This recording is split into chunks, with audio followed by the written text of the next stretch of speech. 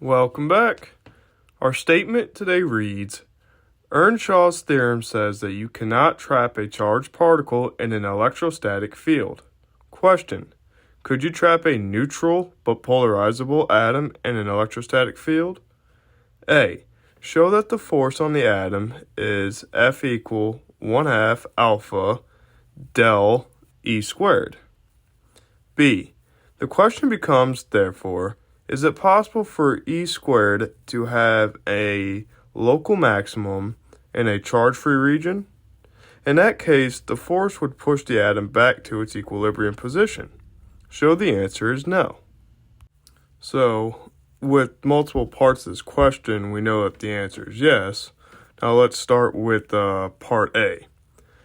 Back in vector calculus, we showed multiple product rules, and we want the gradient of E dot E, which is equal to 2E cross del cross E, plus 2E dot del times E. Let's recall that in electrostatics, the curl of E is 0. So that first term in the product rule all cancels to 0. And we're left with del E squared equals 0 plus 2 E dot del E.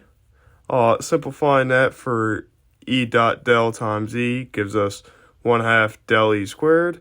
Thus the force, F equal alpha, E dot del times E is equal to alpha times 1/2 del E squared, which is exactly what we wanted to show.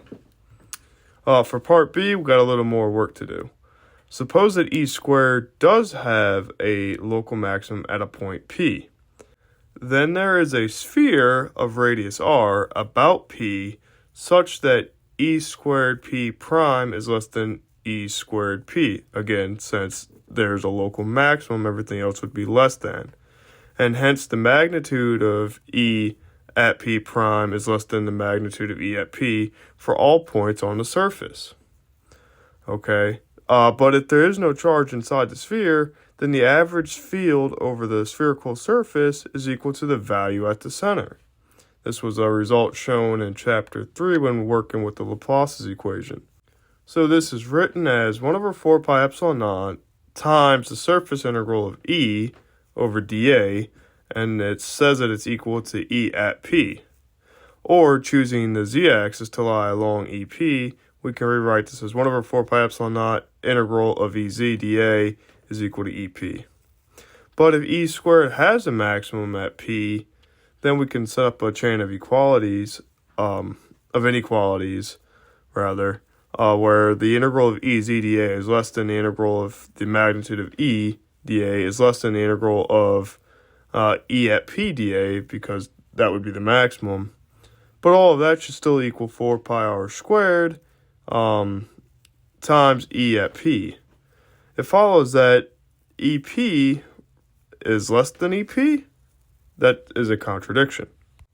Therefore, E squared cannot have a maximum in a charge-free region. It can have a minimum, however, at the midpoint between two equal charges.